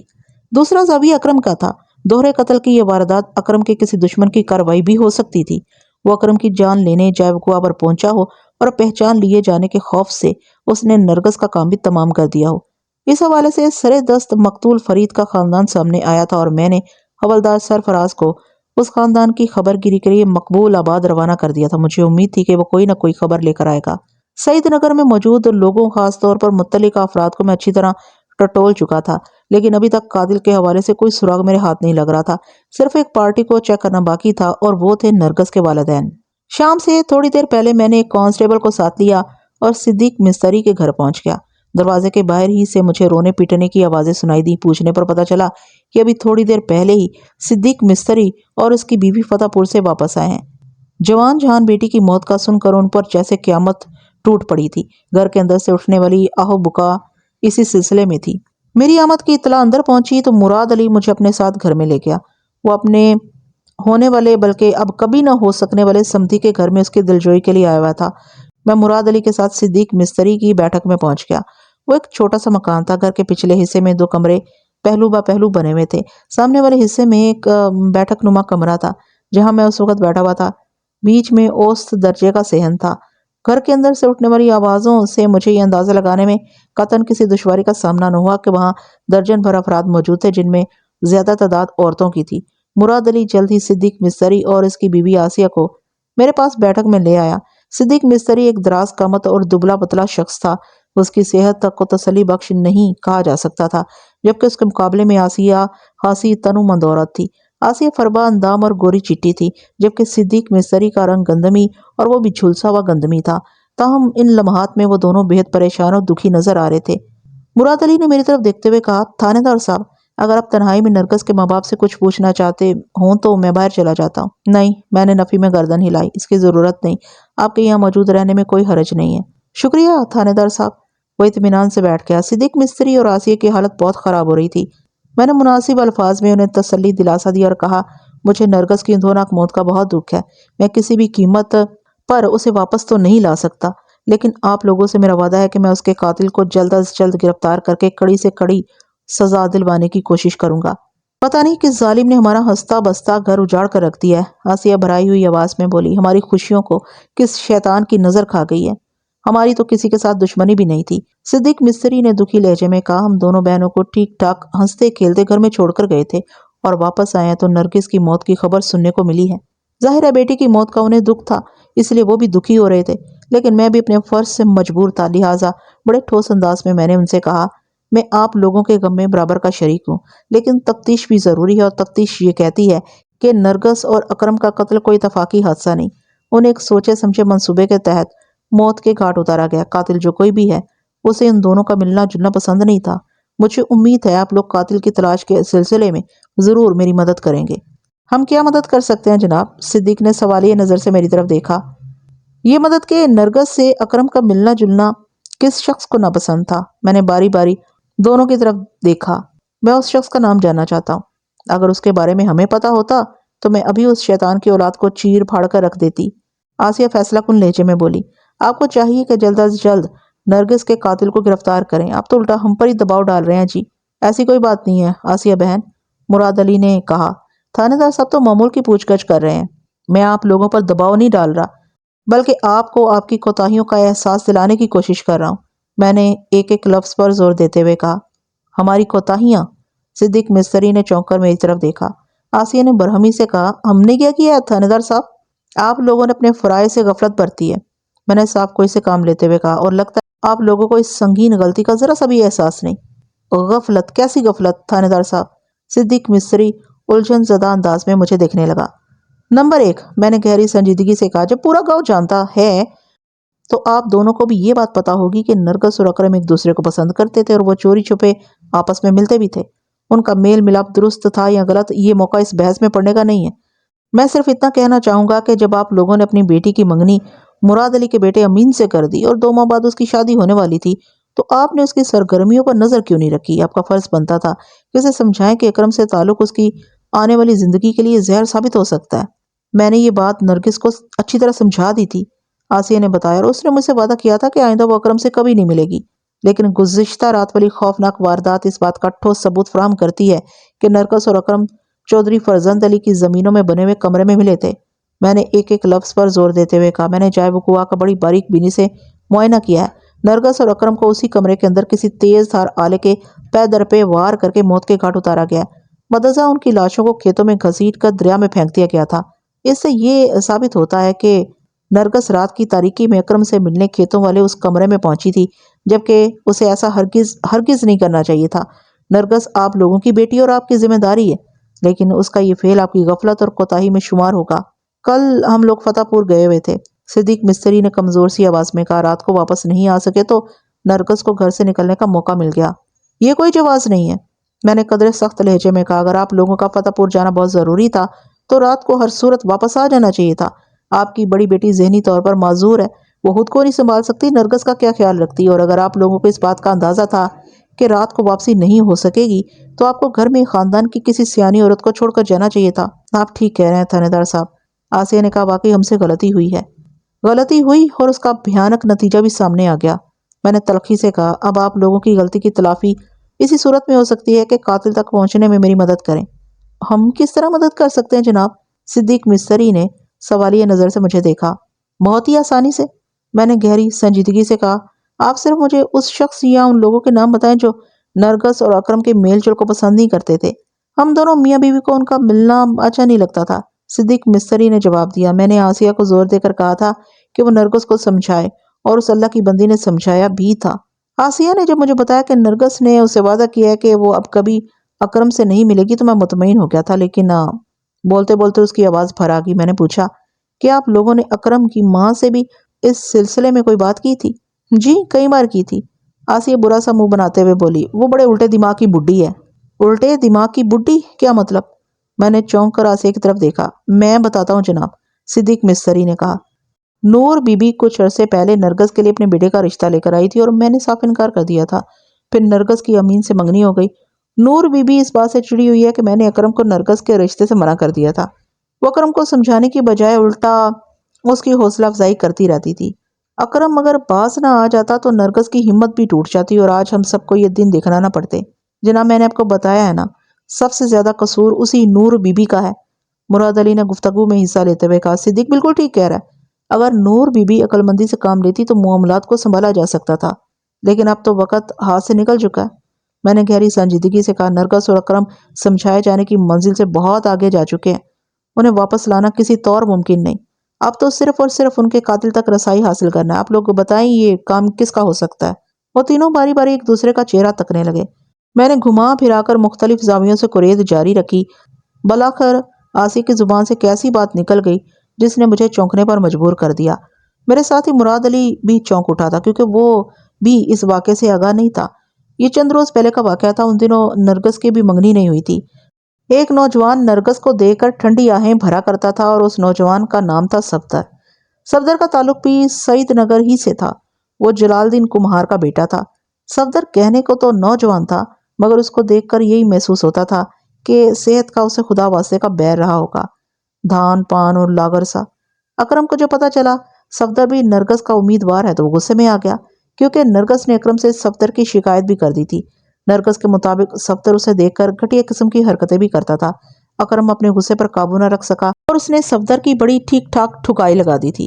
صفدر کا چہرہ لہو لہان ہو گیا تھا، وہ چونکہ اکرم کے مقابلے میں بہت کمزور تھا لہٰذا وہ اس کا کچھ بھی نہیں بگاڑ سکتا تھا۔ اکرم بے دریغ اسے پیٹتا رہا اور وہ مار کھاتا چلا گیا۔ مراد علی کو اتنی خبر تو تھی کہ گاؤں کے 2 لڑکوں کی آپس میں لڑائی ہوئی تھی، لیکن وہ یہ نہیں جانتا تھا کہ اس دنگا فساد کے پیچھے وہی لڑکی چھپی ہوئی تھی۔ چند روز بعد وہ اپنے بیٹے کے لیے جس کا رشتہ مانگنے والا تھا۔ آسیہ کی بات ختم ہوئی تو میں نے صدیق مستری کی طرف دیکھتے ہوئے پوچھا، تم کیا کہتے ہو صدیق؟ کیا صفدر ان دونوں کا قاتل ہو سکتا ہے؟ لگتا تو نہیں جناب، اس نے جواب دیا۔ اس میں اتنی ہمت نظر نہیں آتی۔ اکرم نے اسے جتنے برے انداز میں پیٹا تھا، اگر اس میں جرت ہوتی تو وہ اس کا ہاتھ روکنے کی ضرور کوشش کرتا۔ اکرم نے جس وحشیانہ انداز میں صفدر کی پٹائی کی تھی، اسی کے پیش نظر میں اس زاویے پر سوچ رہا ہوں۔ میں نے گہری سنجیدگی سے کہا، صفدر کی پٹائی چونکہ نرگس کی وجہ سے ہوئی تھی، لہذا ہو سکتا ہے وہ اپنی حزمیت کا بدلہ لینے کے لیے کسی موقع کے انتظار میں ہو۔ پچھلی رات اسے یہ موقع میسر آ گیا اور اس نے نرگس اور اکرم کو موت کے گھاٹ اتار دیا۔ ایسا سوچنا عین منطقی اور فطری عمل ہے تھانے دار صاحب، لیکن میں نہیں سمجھتا صفدر ایسی جرت کا مظاہرہ کر سکتا ہو۔ میں نے صفدر کو دیکھ رکھا ہے جناب، وہ چڑیا کے دل والا ایک کمزور سا لڑکا ہے۔ اب بہرحال بس چڑی مار صفدر کو ضرور چیک کروں گا۔ میں نے کہا، آپ مجھے اس کے گھر کا ایڈریس بتائیں۔ صدیق مستری نے فوراً ہی میری مطلوبہ معلومات فراہم کر دی۔ میں اٹھنے لگا تو آسیہ نے گلوگیر آواز میں پوچھا، تھانے دار صاحب یہ تو بتائیں کہ نرگس کی لاش کب تک ہمیں مل جائے گی؟ اس کی ڈولی تو نہیں اٹھ سکی، اب اس گھر سے اس کا جنازہ ہی اٹھے گا۔ بیٹھک کی فضا میں سناٹا چھا گیا۔ آسیہ کی بات نے سب کو غمزدہ کر دیا تھا۔ میں نے تسلی امیز لہجے میں کہا، مجھے امید ہے کل شام سے پہلے دونوں لاشیں اسپتال سے تھانے پہنچ جائیں گی۔ اس کے بعد نرگس کی لاش کو آپ کے گھر تک پہنچانا میری ذمہ داری ہوگی۔ بہت بہت شکریہ تھانے دار صاحب، صدیق مستری نے تشکر آمیز انداز میں کہا اور میرے ساتھ ہی اٹھ کھڑا ہوا۔ میں نے تسلی تشفی دینے کے بعد گھر سے نکل آیا۔ جب میں تھانے پہنچا تو اندھیرا پوری طرح پھیل چکا تھا۔ وہ موسم سرما کے دن تھے، دن چھوٹا اور رات طویل اور ٹھنڈی تھا۔ میں نے تھانے میں پھیلے ہوئے اپنے معاملات کو سمیٹا اور کوارٹر میں آ گیا۔ میرا کوارٹر تھانے کے پچھواڑے میں واقع تھا۔ جب میں تھانے سے اٹھا تو کانسٹیبل عباس علی میرے سونپے گئے مشن پر روانہ ہو چکا تھا۔ میں نے رات کا کھانا کھایا، عشاء کی نماز ادا کی اور گرم لحاف میں دبک گیا۔ دن پورا بھاگ دوڑ میں گزرا تھا اور بدن تھکن سے چور تھا، لیکن اس کے باوجود بھی اس رات میں دیر تک جاگتا رہا اور دوہرے قتل کی اس پراسرار واردات کے بارے میں سوچتا رہا۔ نرگس اور اکرم کا قتل کوئی معمولی واقعہ نہیں تھا، یہ خاصا الجھا ہوا معاملہ تھا۔ نور بی بی نرگس اس کے گھر والوں سے خفا تھی۔ اگر اس نے اپنی حقی نکالنے کے لیے نرگس کو کوئی نقصان پہنچانے کے بارے میں سوچا ہوگا تو پھر اکرم کا قتل کوئی معنی و جواز نہیں رکھتا تھا۔ یوں ہی اگر دیکھا جاتا تو صدیق مستری اور آسیہ کو اکرم کی حرکتیں سخت ناپسند تھی۔ اس نے ان کی بیٹی نرگس کو اپنے ہاتھوں کا کھلونا بنا رکھا تھا۔ اگر وہ دونوں میاں بیوی یا ان میں سے کوئی ایک اکرم کو نقصان پہنچانے کے بارے میں سوچتا تو پھر وہ نرگس کی جان لینے کا تصور بھی نہیں کر سکتا تھا۔ تیسرا گھر مراد علی کا تھا، جہاں نرگس کو بیاہ کر جانا تھا۔ ان لوگوں کو بھی اکرم سے تو شدید ترین نفرت ہو سکتی تھی، مگر وہ نرگس کو جانی نقصان پہنچانے کے بارے میں سوچ بھی نہیں سکتے تھے۔ وہ لوگ بھی شک کے دائرے سے باہر نکل جاتے تھے۔ اب تک کی تفتیش سے جو نتائج سامنے آئے تھے، ان کی روشنی میں مجھے حوالدار سرفراز کی واپسی کا انتظار کرنا تھا۔ عین ممکن تھا کہ وہ انور کے حوالے سے کسی سنسنی خیز خبر کے ساتھ لوٹے۔ اس کے ساتھ ہی مجھے آئندہ روز دو اہم کام بھی انجام دینا تھے۔ نمبر 1، آلہ قتل کی تلاش کا دائرہ وسیع کرنے کی ضرورت تھی۔ کسی بھی قتل کی واردات میں آلہ قتل کی بہت اہمیت ہوتی ہے، جس کی بازیابی کے بعد قاتل تک رسائی نسبتاً آسان ہو جاتی ہے۔ نمبر 2، کل پہلی فرصت میں مجھے جلال الدین کمہار کے بیٹے صفدر کو تھانے بلا کر اس سے کڑی پوچھ گچھ کرنا تھی۔ اس واردات سے کچھ عرصہ پہلے صفدر اور اکرم میں شدید نوعیت کا جھگڑا ہوا تھا، جس میں اکرم نے صفدر کو اچھا خاصا جسمانی نقصان پہنچایا تھا۔ اس بات کے امکانات کو نظر انداز نہیں کیا جا سکتا تھا کہ صفدر نے کسی گہری منصوبہ بندی کے بعد اکرم اور نرگس کو ٹھکانے لگا دیا ہو۔ اگرچہ وہ نرگس کا طلبگار تھا، تاہم اسے اس بات کا اچھی طرح اندازہ تھا کہ اکرم کے ہوتے ہوئے نرگس کو حاصل نہیں کیا جا سکتا تھا۔ زور زبردستی کا ایک تجربہ اس نے کر کے دیکھ لیا تھا، جس میں اسے بری طرح ہضمیت اٹھانا پڑی تھی۔ اگلی صبح وہ بڑی ہنگامہ خیز ثابت ہوئی۔ چودھری فرزند علی کی حویلی میں گزشتہ رات چودھری کی بالفاظ دیگر ڈکیتی کی ایک خوفناک واردات ہو گئی تھی۔ دن کا ابتدائی حصہ اسی سلسلے کی بھاگ دوڑ میں گزر گیا تھا، لیکن ڈکیتی کی اس واردات کا زیر نظر دوہرے قتل کی واردات کے ساتھ براہ راست کوئی تعلق نہیں تھا۔ تھانے میں بیٹھنے کا موقع دوپہر کے بعد ہی نصیب ہوا تھا۔ میں کمرے میں آیا ہی تھا کہ اکرم کی بوڑھی ماں نور بی بی مجھ سے ملنے آ گئی۔ میں نے اسے اپنے پاس بلا لیا۔ وہ خاصی اجڑی ہوئی دکھائی دیتی تھی۔ سب سے پہلے اس نے مجھ سے اپنے مقتول بیٹے کے بارے میں ہی سوال کیا۔ تھانے دار صاحب، اکرم کی لاش کب تک اسپتال سے واپس آ جائے گی؟ کسی بھی مقتول کی لاش کے حوالے سے اس کے ورثاء کا یہ سوال بڑا تکلیف دہ اور دل گرفتہ ہوتا ہے، لیکن بہرحال کسی نہ کسی طرح اس کا جواب بھی دینا ہی پڑتا ہے۔ میں نے نور بی بی کی آنکھوں میں دیکھتے ہوئے تسلی بھرے لہجے میں کہا، مجھے امید ہے آج شام تک دونوں لاشیں سرکاری اسپتال سے تھانے پہنچ جائیں گی۔ اگر دیر بھی ہوئی تو کل صبح لازماً آ جائیں گی۔ تم اس سلسلے میں پریشان نہیں ہونا، جیسے ہی لاشیں یہاں آتی ہیں میں تمہیں اس کی اطلاع دے دوں گا۔ اس نے ایک افسردہ سی سانس خارج کی، پھر مستفسر ہوئی۔ تھانے دار جی، اکرم کے قاتل کے بارے میں کچھ پتہ چلا؟ آپ نے ابھی تک امین اور فضیلت کو گرفتار کیوں نہیں کیا؟ اچھا سوال کیا تم نے نور بی بی۔ فضیلت اور امین کو میں نے اس لیے گرفتار نہیں کیا کہ میری تفتیش کے مطابق فضیلت قتل کی اس واردات میں ملوث نہیں ہے، اور جہاں تک امین کا تعلق ہے، جس رات نرگس اور اکرم کا قتل کیا گیا، امین سعید نگر سے کوسوں دور موزہ شاہ کوٹ میں تھا۔ اب میں آتا ہوں تمہارے سوال سے پہلے حصے کی جانب۔ میں نے لمحاتی توقف کر کے سوالیہ نظروں سے نور بی بی کی طرف دیکھا تو اس کے چہرے پر الجھن نمودار ہو گئی۔ میں نے گہری سانس لی اور اپنی بات کو مکمل کرتے ہوئے کہا، تم نے پوچھا ہے اکرم کے قاتل کے بارے میں پتہ چلایا کہ نہیں؟ تو جب مقتول کے وارث اہم باتوں کو چھپائیں گے تو پولیس کس طرح قاتل کا سراغ لگا سکے گی؟ مقتول کے وارث؟ وہ بھونچکا نظر سے مجھے تکنے لگی۔ یہ آپ کیا کہہ رہے ہیں تھانے دار صاحب؟ میں ٹھیک کہہ رہا ہوں نور بی بی، میں نے بدستور اس کی آنکھوں میں جھانکتے ہوئے کہا، لیکن اکرم کی وارث تو میں ہوں۔ اس کی حیرانی دوچند ہوگی۔ میں نے آپ سے کچھ بھی چھپانے کی کوشش نہیں کی۔ آپ کا اشارہ صدیق مستری اور اس کی بیوی آسیہ کی جانب ہے؟ نہیں نور بی بی، میرا اشارہ صرف اور صرف تمہاری طرف ہے۔ مگر میں نے کون سی اہم بات آپ سے چھپائی ہے؟ اس کی الجھن ہر گزرتے لمحے کے ساتھ بڑھتی جا رہی تھی۔ کیا تم اسی گاؤں میں بسنے والے کسی نوجوان صفدر کو جانتی ہو؟ صفدر؟ وہ چونکی، آپ جلال الدین کمہار کے لڑکے کی بات کر رہے ہیں؟ بالکل، میں اسی کا ذکر کر رہا ہوں۔ صفدر کو کیا ہوا جی؟ کیا یہ سچ ہے نور بی بی کہ… میں نے اس کے سوال کو نظر انداز کرتے ہوئے گمبھیر لہجے میں استفسار کیا۔ کچھ عرصے پہلے صفدر اور اکرم کے بیچ زبردست جھگڑا ہوا تھا، جس میں اکرم نے مار مار کر صفدر کو لہو لہان کر دیا تھا۔ ہاں یہ سچ ہے جناب، اس نے اس بات میں گردن ہلائی۔ تم نے یہ بات مجھے کیوں نہیں بتائی تھی؟ میں سمجھی یہ کوئی خاص بات نہیں تھی۔ ان دونوں کے بیچ نرگس کی وجہ سے جھگڑا ہوا تھا۔ جی ہاں، اس نے جواب دیا، پھر چونکے ہوئے لہجے میں بولی، آپ کو یہ قصہ آسیہ نے سنایا ہوگا۔ کسی نے بھی سنایا ہو، اس سے کیا فرق پڑتا ہے؟ میں نے جھنجھلاہٹ آمیز انداز میں کہا۔ اکرم اور صفدر کے درمیان نرگس کے معاملے پر جھگڑا ہوا تھا اور اکرم نے مار مار کر صفدر کا بھرکس نکال دیا تھا۔ وہ اس وقت تو کچھ نہ کر سکا، لیکن خیر ممکن ہے اس نے موقع ملتے ہی اکرم اور نرگس کو ٹھکانے لگا دیا ہو۔ تو آپ کا مطلب ہے صفدر نے نرگس اور اکرم کو قتل کیا؟ وہ عجیب سے لہجے میں مجھ سے مستفسر ہوئی۔ ابھی میں اس بارے میں حتمی طور پر کچھ نہیں کہہ سکتا، میں نے صاف کوئی کا مظاہرہ کرتے ہوئے کہا۔ یہ ایک امکان ہے کہ میں ابھی صفدر کو تھانے بلا کر اسے پوچھ گچھ کرتا ہوں، جو بھی حقیقت ہوگی سامنے آ جائے گی۔ میں نے کل اپنے تھانے کے عملے کے 2 افراد کو مقبول آباد بھی روانہ کر دیا تھا۔ مجھے امید ہے وہاں سے کوئی حوصلہ بخش رپورٹ آئے گی۔ مقبول آباد کا ذکر سن کر اس کے کان کھڑے ہو گئے۔ جلدی سے بولی، وہاں آپ نے 2 بندوں کو کیوں بھیجا ہے جی؟ تمہارے بڑے بیٹے ولایت کے ہاتھوں فرید کا قتل ہوا تھا نا؟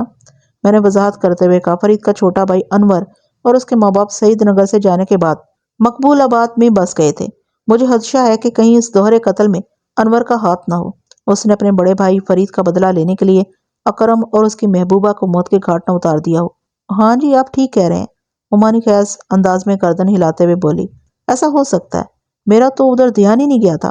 میں نے مقبول آباد والی بات صرف تمہیں بتائی ہے نور بی بی، میں نے اس کے چہرے پر نگاہ جماتے ہوئے کہا۔ کسی سے اس کا ذکر نہیں کرنا ورنہ خواہ تفتیش میں روک پڑے گی۔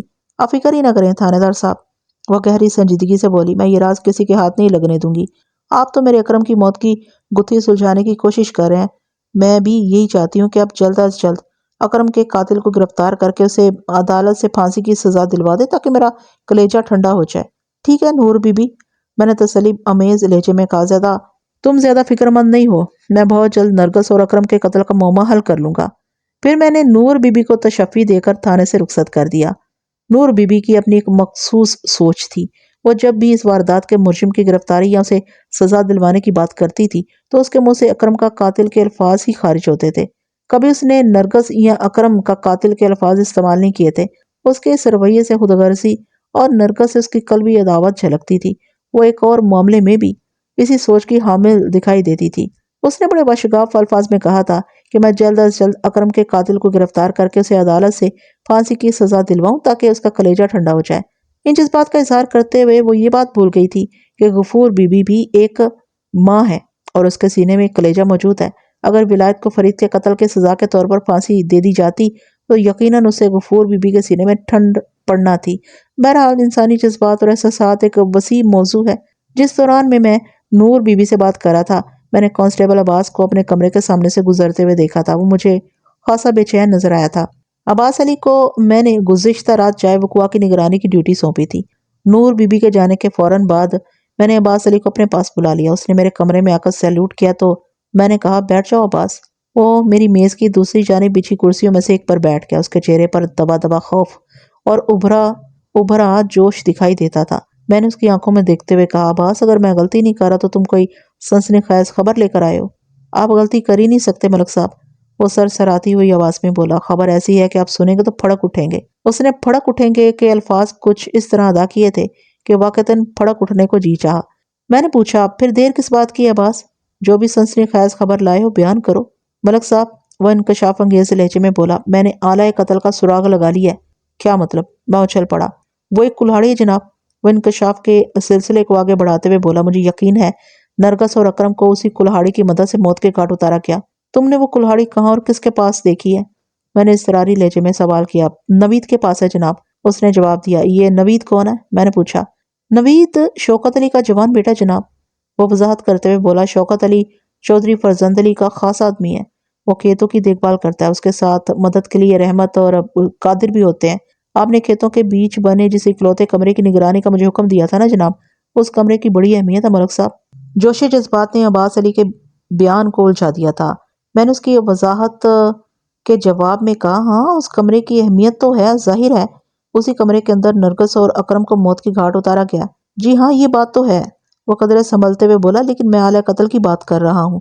نوید نے وہ کلہاڑی اس کمرے کے اندر سے نکال کر دریا کے کنارے زمین میں دبا دی ہے۔ کیا مطلب ہے عباس؟ میں نے چونک کر اس کی طرف دیکھا۔ ذرا آرام سے ٹھہر کر تسلی سے مجھے بتاؤ کہ رات کو تم نے کیا کیا منظر دیکھ لیا ہے؟ اس نے 2-3 گہری سانسیں لیں، پھر بڑے ربط کے ساتھ بتانے لگا۔ ملک صاحب، میں نے جائے وقوع کی نگرانی کے لیے ایک ٹالی کے درخت کا انتخاب کیا تھا۔ وہ خاصا گھنا درخت تھا۔ میں اندھیرا ہوتے ہی بآہستگی اس درخت پر نشست جما کر بیٹھ گیا۔ میں درخت کے جس تنے پر جم کر بیٹھا تھا وہاں سے وہ کمرہ اور دریا کا کنارہ بڑی وضاحت کے ساتھ نظر آتا تھا۔ آدھی رات کے لگ بھگ میں نے ایک سائے کو بڑھتے ہوئے دیکھا تو چونک پڑا۔ تاریکی کی وجہ سے میں اسے پہچان نہیں سکتا تھا، تاہم میں نے پوری توجہ اس پر مرکوز کر دی۔ وہ بندہ سیدھا کمرے کی جانب بڑھ رہا تھا اور ساتھ ہی محتاط انداز میں دائیں بائیں بھی دیکھتا جا رہا تھا۔ صاف ظاہر تھا کہ وہ کوئی ایسا کام کرنے کا ارادہ رکھتا ہے جسے دوسروں کی نظروں سے چھپانا ضروری ہو۔ وہ کمرے کے سامنے آ کر رکا تو اس کے گھنگریالے بالوں نے مجھے چونکا دیا۔ مجھے یوں محسوس ہوا جیسے وہ سعید نگر کا ہی رہنے والا ہو، تاہم اتنے فاصلے سے میں اس کی شکل پہچان نہیں سکتا تھا۔ ایک بار جی میں آئی کہ میں ٹالی سے نیچے اتر کر اس کا تعاقب کروں، لیکن اگلے ہی لمحے میں نے اپنا ارادہ بدل دیا، اور یہ میں نے ٹھیک ہی کیا تھا، ورنہ شاید میں وہ حقیقت جاننے میں کامیاب نہ ہو پاتا جو میں ابھی آپ کو بتانے والا ہوں۔ کانسٹیبل عباس علی قسطوں میں انکشاف کر رہا تھا، لیکن میں نے اسے ٹوکنے کی کوشش نہیں کی۔ تھوڑی دیر بعد وہ دوبارہ گویا ہوا۔ ملک صاحب، میرے دیکھتے ہی دیکھتے گھنگریالے بالوں والا وہ بندہ کمرے کے اندر داخل ہو گیا۔ تھوڑی دیر کے بعد جب وہ باہر نکلا تو اس کے ہاتھ میں کوئی چمکدار چیز دیکھ کر چونک اٹھا۔ جلد ہی مجھے اندازہ ہو گیا کہ وہ کوئی کلہاڑی تھی۔ اس نے مذکورہ کلہاڑی کو بڑی احتیاط کے ساتھ تھام رکھا تھا۔ کمرے سے نکلنے کے بعد بھی اس نے چوکنا نظر سے گرد و پیش کا جائزہ لیا، پھر دریا کے کنارے کی جانب بڑھنے لگا۔ 1 منٹ عباس، میں نے ہاتھ کے اشارے سے کانسٹیبل کو مزید بولنے سے روک دیا اور کہا، میں نے اس کمرے کا بڑی اچھی طرح معائنہ کیا تھا، لیکن مجھے وہاں کوئی کلہاڑی، برچی یا ڈنڈا سوٹا نظر نہیں آیا تھا۔ ہو سکتا ہے جناب، عباس نے خیال آرائی کی، اس کلہاڑی کو چھت کی کڑیوں کے بیچ کہیں پھنسا کر چھپا دیا گیا ہو۔ وہ دریا کی طرف بڑھتے ہوئے جب اس ٹالی کے قریب سے گزرا جس کے اوپر میں نشست جمائے بیٹھا تھا تو مجھے اس کے چہرے کو قریب سے دیکھنے کا موقع ملا اور میں نے فوراً اسے پہچان لیا۔ عباس علی نے سنسنی خیز انداز میں بتایا، وہ شوکت کا بیٹا نوید تھا۔ اوہو، میں نے گہری سانس لی۔ پھر کیا ہوا؟ کیا تم نے درخت سے اتر کر نوید کا تعاقب کیا یا ٹالی پر بیٹھے بیٹھے اس کی نگرانی کرتے رہے تھے؟ ارادہ تو میرا بھی یہی تھا کہ درخت سے نیچے اتر آؤں، اس نے جواب دیا، اور دبے پاؤں کے ساتھ نوید کا پیچھا کروں، لیکن پھر میں نے اپنا ارادہ ترک کر دیا۔ میں نے بے سختہ پوچھ لیا، اس کی ضرورت ہی پیش نہیں آئی ملک صاحب؟ وہ بڑے اعتماد سے بولا، نوید دریا کے کنارے پہنچ کر رک گیا تھا۔ میں سمجھ گیا کہ وہ کلہاڑی کو ٹھکانے لگانے کے ارادے سے وہاں پہنچا تھا۔ دریا کا کنارہ درخت پر بیٹھے بیٹھے بڑا واضح نظر آ رہا تھا، لہٰذا میں توجہ سے اس کی کاروائی دیکھنے لگا۔ نوید نے دریا کے کنارے کیا کاروائی کی ہے؟ نوید نے دریا کے کنارے پر ایک جگہ زمین کو کھودا اور کلہاڑی کو کھودی ہوئی جگہ پر رکھ کر مٹی برابر کر دی، عباس علی نے جواب دیا۔ اوپر سے اس نے زمین ایسی کر دی تھی کہ پتہ نہ چلے یہاں کی مٹی کھود کر کچھ دبایا گیا ہے۔ کیا تمہیں اچھی طرح یاد ہے کہ نوید نے وہ کلہاڑی کس مقام پر دبائی تھی؟ میں سیدھا ہو کر بیٹھ گیا۔ تم مذکورہ مقام کی نشاندہی کر سکتے ہو؟ 101% کر سکتا ہوں ملک صاحب، وہ سینے پر ہاتھ مارتے ہوئے بولا۔ آپ ابھی چلیں میرے ساتھ، میں آپ کو اس جگہ پہنچا دیتا ہوں۔ میں ضرور چلوں گا تمہارے ساتھ، میں نے اس بات میں گردن ہلاتے ہوئے کہا۔ پہلے تم اپنی کہانی مکمل کر لو، ہو سکتا ہے اس میں کوئی ایسی کام کی بات نکل آئے۔ نوید نے کلہاڑی کو زمین میں دبانے کے بعد کیا کیا تھا؟ وہ جدھر سے آیا تھا ادھر ہی لوٹ گیا، عباس نے بتایا۔ واپسی میں اس نے تمام طرح احتیاط کو بالائے طاق رکھ دیا اور تیز تیز قدموں سے گاؤں کی جانب پڑھنا شروع کر دیا تھا۔ میں نے قطع کلامی کرتے ہوئے پوچھا، کیا تم پھر بھی درخت کے اوپر ہی بیٹھے رہے تھے؟ نہیں جناب، اس نے بڑی شدت سے نفی میں گردن ہلائی۔ اب ٹالی کے اوپر بیٹھے رہنے کی ضرورت نہیں تھی، لہٰذا میں فوراً نیچے اتر آیا اور محفوظ فاصلہ رکھ کر نوید کا تعاقب کرنے لگا۔ کیا نوید سیدھا اپنے گھر گیا تھا؟ میں نے پوچھا۔ اس نے نفی میں گردن ہلائی اور بتایا، نہیں ملک صاحب، گاؤں میں داخل ہونے کے بعد اس نے اپنے گھر کا رخ نہیں کیا، بلکہ اپنے گھر کی مخالف سمت نکلتے ہوئے وہ بیری والے کنویں کی جانب بڑھ گیا تھا۔ میں نے اس کا تعاقب جاری رکھا اور بیری والے کنویں سے تھوڑے فاصلے پر پہنچ کر رک گیا۔ کنویں پر گاؤں ہی کا ایک نوجوان نوید کا منتظر تھا۔ دونوں میں مختصر سی بات ہوئی، ان کی آواز میری سماعت تک نہیں پہنچ سکی تھی۔ وہ دونوں واپسی کے لیے مڑے تو میں اچک کر ایک درخت کی اوٹ میں ہو گیا۔ وہ اسی سمت پلٹے تھے۔ اگر میں فوری طور پر خود کو تنے کی آڑ میں نہ چھپاتا تو میرے دیکھ لیے جانے کے قوی امکانات تھے۔ واپسی میں تو وہ دونوں بہت قریب سے گزرے ہوں گے۔ جی ہاں ملک صاحب، اس نے اس بات میں سر ہلایا اور میرے سوال کے تہہ میں پہنچتے ہوئے بولا، میں نے سانس روک لی تھی جناب، اور جب نوید میرے نزدیک سے گزرا تو مجھے اس کے دبلے پتلے ساتھی کو پہچاننے میں کوئی دقت محسوس نہ ہوئی۔ کون تھا وہ؟ میں نے متجسس انداز میں استفسار کیا۔ وہ صفدر تھا جناب، عباس نے سادگی سے جواب دیا۔ اس کے اس سادہ سے جواب نے میرے اندر سنسنی بھر دی تھی۔ میرے رگوں پہ میں کرنٹ سا دوڑنے لگا تھا۔ میں نے یکبارگی پوچھا، تم جلال الدین کمہار کے دبلے پتلے اور کمزور بیٹے صفدر کی بات تو نہیں کر رہے؟ جی ہاں، بالکل وہی صفدر، وہ تائیدی انداز میں گردن ہلاتے ہوئے بولا۔ پھر پوچھا، کوئی خاص بات ہے ملک صاحب؟ صفدر کے حوالے سے میرے پاس تسلی بخش رپورٹ نہیں ہے۔ کچھ عرصہ پہلے مقتول اکرم کے ساتھ اس کا شدید نوعیت کا جھگڑا ہوا تھا، جس میں اکرم نے اس کی درگت بنا ڈالی تھی۔ مجھے شک تھا کہ صفدر اکرم کے قتل میں ملوث ہو سکتا تھا، لہٰذا میں آج صفدر کو تھانے بلا کر پوچھ گچھ کرنے والا تھا کہ تم نے یہ نئی انکشاف انگیز رپورٹ دے دی ہے۔ مجھے تو لگتا ہے صفدر اور نوید آپس میں ملے ہوئے ہیں، وہ گہری سنجیدگی سے بولا۔ اگر نرگس اور اکرم کے قتل میں انہی دونوں کا ہاتھ ہے تو پھر صفدر ہی کوئی نہیں بلکہ نوید کو بھی تھانے بلا کر تفتیش کی چکی میں ڈالنا چاہیے۔ نہیں، میں نے ایک فوری خیال کے تحت کہا، انہیں تھانے ضرور لایا جائے گا، مگر آلائے قتل کی برآمدگی کے بعد۔ کیا ان دونوں میں کوئی زبردست یاری بھی ہے؟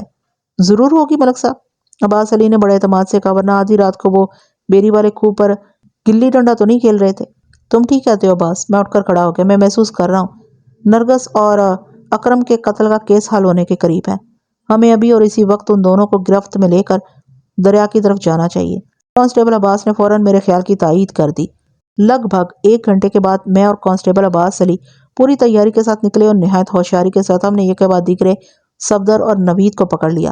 پہلے میں نے انہیں باقاعدہ گرفتار کر کے ہتھکڑی نہیں لگائی تھی، لیکن انہوں نے مجھے اس کام کے لیے مجبور کر دیا۔ صفدر کی صحت تو گئی گزری کہنا ہی مناسب تھا، تاہم نوید ہاسا پھرتیلا ثابت ہوا۔ جب میں انہیں گاؤں سے پکڑ کر دریا کی طرف لے جا رہا تھا تو نوید نے ایک پہلوانی داؤ مار کر کانسٹیبل کی گرفت سے خود کو آزاد کروا لیا تھا۔ نہ صرف آزاد کروا لیا تھا بلکہ وہاں سے فرار ہونے کی کوشش بھی کی تھی، تاہم میں نے بروقت کارروائی کر کے اسے قابو کر لیا تھا۔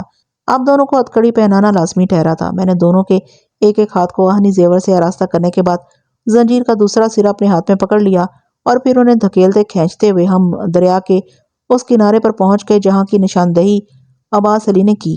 بعد ازاں مجھے معلوم ہوا نوید کبڈی کا بہت اچھا کھلاڑی تھا۔ وہ دونوں راستے بھر بڑے پریشان رہے تھے۔ ان کی کیفیت کو دیکھ کر مجھے یہ تو یقین ہو گیا تھا کہ نرگس اور اکرم کے قتل سے ان کا گہرا تعلق ہے، ورنہ وہ یوں حواس باختہ ہو کر بھاگنے کی کوشش نہ کرتے۔ جب ہم مطلوبہ مقام پر پہنچے تو میں نے دریا کی زمین کی جانب اشارہ کرتے ہوئے ہنسے جارحانہ انداز میں نوید سے پوچھا، اس جگہ کو پہچانتے ہو؟ نہیں، وہ بکلاہٹ آمیز انداز میں بولا۔ یہاں کیا ہے؟ آپ ہمیں ادھر کیوں لے کر آئے ہیں؟ ایک خطرناک مگرمچھ دریا میں سے نکل کر اس زمین کے اندر گھس گیا ہے، میں نے طنزیہ لہجے میں کہا۔ تم اسے کھود کر باہر نکالو گے؟ ہمارے ساتھ ہی گاؤں کے کئی افراد بھی مطلوبہ مقام پر پہنچ گئے تھے اور ہمارا تماشا دیکھ رہے تھے۔ ان لوگوں میں یقیناً جلال الدین کمہار اور شوکت علی شامل نہیں تھے، ورنہ وہ بھی ہم سے یہ سوال ضرور کرتے کہ میں ان کے بیٹوں کے ساتھ کون سا کھیل کھیل رہا ہوں۔ جب دفن کر رہے تھے اس وقت تعلق یاد نہیں آیا تھا؟ میں نے کڑک دار لہجے میں کہا۔ چلو کھودو اس زمین کو، سب کو نکال کر دکھاؤ۔ پچھلی رات تم نے یہاں کیا دبایا تھا؟ اس کے چہرے پر خوف کے سائے لہرانے لگے۔ اب تک وہ محض اس لیے اکڑ رہا تھا کہ شاید کسی ہیلے بہانے سے اس کی جان چھوٹ جائے، لیکن اب تو اس کی جان پر بنائی تھی۔ جب کوئی جائے فرار باقی نہ رہی تو اسے بحالت مجبوری میرے حکم کی تعمیل کرنا پڑی۔ جلد ہی اس نے دریا کی نرم اور گیلی زمین میں سے آلائے قتل یعنی تیز پھل والی ایک خطرناک کلہاڑی برآمد کر لی۔ جب میں نے اس کے جرم کا ذکر کیا تو وہ آئیں بائیں شائیں کرنے لگا، لیکن میں اس کے چکر میں آنے والا نہیں تھا۔ کانسٹیبل عباس علی نے مجھے جو رپورٹ دی تھی وہ نوید اور صفدر کو فٹ کرنے کے لیے کافی تھی۔ آلہ قتل کی دستیابی کے بعد میرا کام نہایت ہی آسان ہو گیا۔ مجھے اور کسی ثبوت کی ضرورت نہیں تھی۔ میں نے جائے وقوع پر ہی نوید کی اچھی خاصی دھنائی کر دی۔ جلد ہی اس کا باپ بھی وہاں پہنچ گیا۔ شوکت علی نے اپنے بیٹے کو بچانے کے لیے مجھ پر دباؤ ڈالنے کی کوشش کی، لیکن میں نے اس کی ایک نہ سنی اور نوید اور صفدر کو کھینچتے ہوئے تھانے لے آیا۔ اس رات میں نے ان دونوں کو حوالات میں رکھا اور تفتیش کا عمل بھی ساتھ ساتھ جاری رکھا۔ صفدر جیسا کہ اس کی صحت ہی سے ظاہر ہوتا تھا، تفتیش کا مزہ چکھنے میں ناکام رہا اور ابتدائی مرحلے پر ہی اس نے زبان کھول دی۔ اس کے اقبال کے بعد نوید کے انکار کی گنجائش باقی نہیں رہی تھی۔ تھوڑی چترول کے بعد وہ بھی پٹری پر آ گیا اور اس نے نرگس و اکرم کے بہیمانہ قتل کا اقرار کر لیا۔ میں نے دونوں کا اقبالی بیان نوٹ کر لیا۔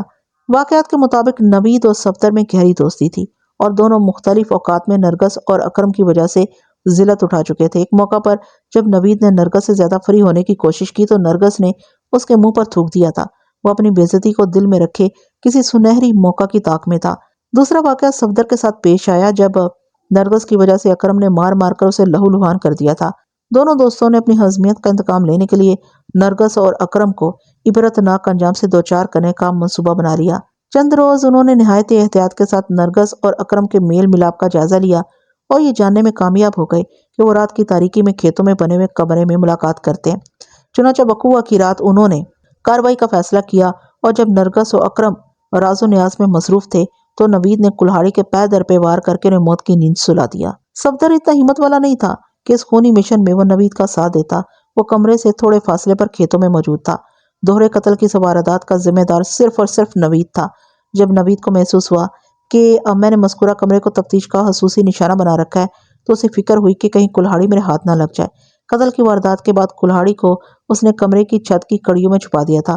وہ کلہاڑی کو کمرے سے نکالتے ہوئے ہماری نظر میں آ گیا اور اس طرح خوفناک کھیل اپنے منطقی انجام کو پہنچ گیا۔ عدالت نے نوید کو عمر قید اور صفدر کو 5 سال کی سزا سنائی تھی۔ 3 روز کی کاری محنت کے بعد میں یہ عقدہ کھولنے میں کامیاب رہا تھا۔ حسد اور ہرس کی آگ انسان کو جلا کر ختم کر دیتی ہے اور عقدہ جیسی عبرتناک کہانیوں کو جنم دینے کا موجب بنتی ہے۔ تو ناظرین، آپ کو یہ کہانی امید کرتی ہوں کہ پسند آئی ہوگی۔ اگر پسند آئی ہے تو ویڈیو کو لائک کرنا ہرگز مت بھولیے گا اور جو میرے چینل پر نئے ہیں کائنڈلی میرے چینل کو سبسکرائب کر لیجئے گا اور میری ویڈیو کو کمنٹ اور شیئر کرنا بھی ہرگز مت بھولیے گا۔ اور مجھے اجازت دیجیے ایسی ہی کسی اچھی سی کہانی تک کے لیے اللہ حافظ۔